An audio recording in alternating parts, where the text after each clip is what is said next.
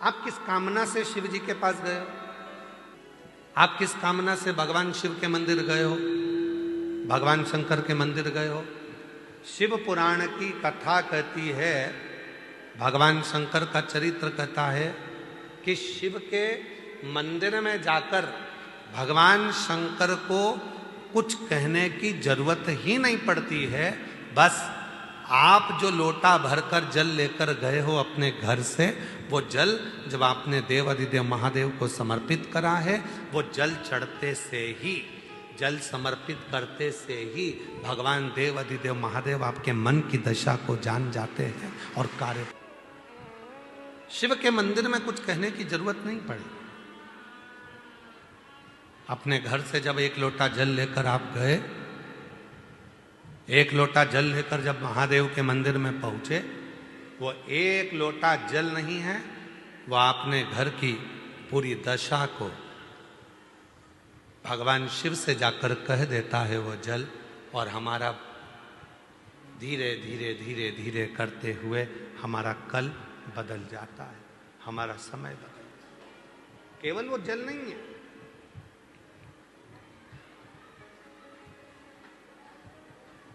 शिव से अपने मन की बात, भगवान शंकर से अपने हृदय की बात, शिव से अपने मन का भाव जब हम कहेंगे, वो स्वीकार करेगा। स्वीकार। क्या तरीका है कहने का? माइक लगा के चिल्ला के कहोगे, भोलेनाथ जी हम तुमसे बहुत प्रेम करते हैं?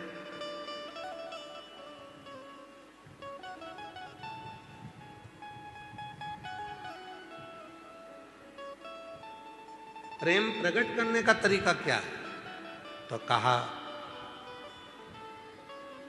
एक लोटा जल जब शिव जी को समर्पित करो, उस समय पर अपने भाव को शुद्ध रखो, निर्मल रखो, मन पवित्र रखो और शिव को चढ़ा दो। क्या चढ़ाना है? तो कहा, जल, उस जल के साथ में चढ़ाना है अपना निर्मल भाव, निर्मल चित्त, निर्मल मन, शिव को समर्पित कर। कई लोग कहते हैं, गुरुजी हम बहुत टेंशन में रहते हैं, हमारा कोई भी काम बिना अटके तो होता ही नहीं है, बिना अड़चन के तो हमारा कोई कार्य होता ही नहीं है, कुछ ना कुछ अड़चन जरूर आती है मेरे काम में। हम उनसे निवेदन करते हैं, तुम अकेले ऐसे पैदा नहीं हुए हो कि तुम्हारे काम में अड़चन आती है। पृथ्वी पर जन्म लिया है तो हर व्यक्ति के काम में अड़चन आती है। भगवान राम जी को देखो, उनके भी काम में अड़चन आई थी। राजा राम बनने वाले थे और 14 वर्ष के लिए वन चले जा।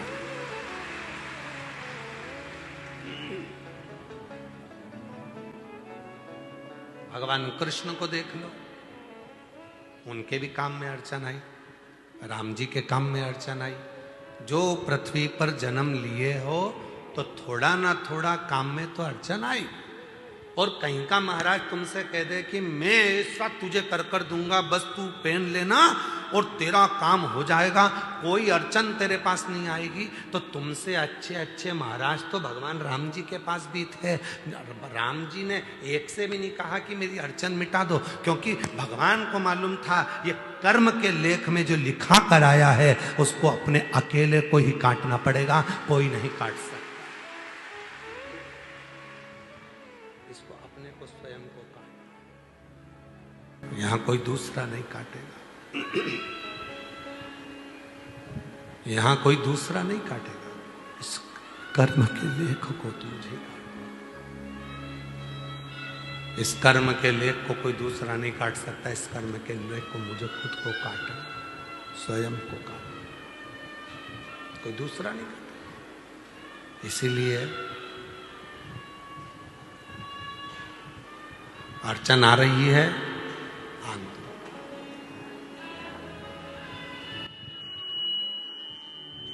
कई लोग कहते हैं उसने मेरा बुरा कर दिया, कर लो।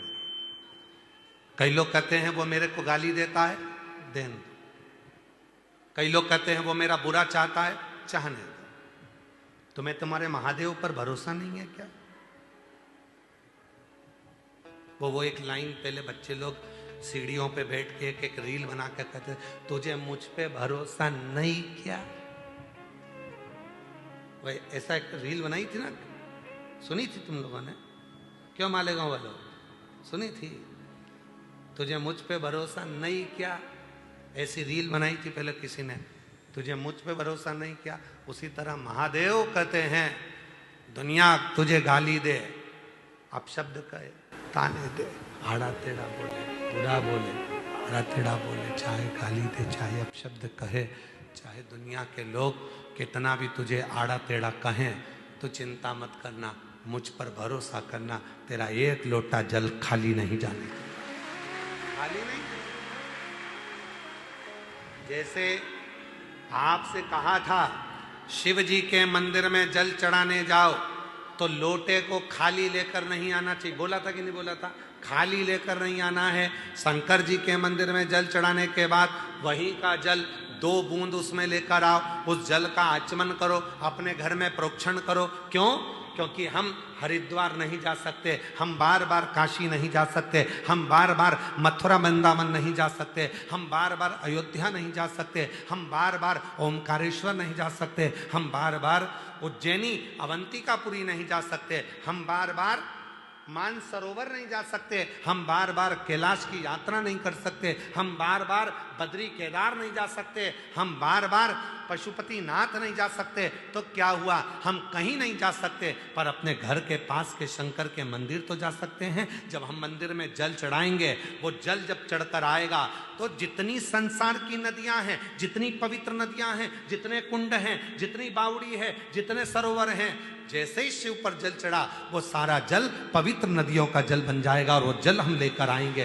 तो हमें रोज काशी, अवंतिकापुरी, उज्जैनी, ओमकारेश्वर, हरिद्वार, प्रयाग सबके स्नान का फल 1 सेकंड में मिल जाएगा। शंकर के चढ़े हुए जल को लिया, अपने ऊपर प्रोक्षण किया, बस तुमने हरिद्वार, प्रयाग, काशी, अयोध्या, सरयू, गंगा, यमुना, कावेरी, मंदाकिनी सब 1 सेकंड में नहा ली, 1 सेकंड में।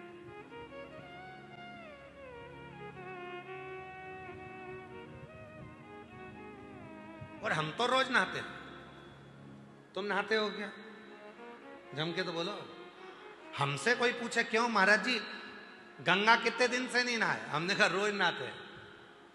यमुना रोज नहाते, सरयू रोज नहाते, कावेरी रोज नहाते, मंदाकिनी रोज नहाते, छिपरा रोज नहाते, नर्मदा रोज नहाते। प्रतिदिन शिव पे जल चढ़ा, जल को लाए, प्रोक्षण किया, बस स्नान 1 सेकंड में हो गया। गंगा, यमुना, सरयू, सरस्वती, कावेरी, मंदाकिनी सब।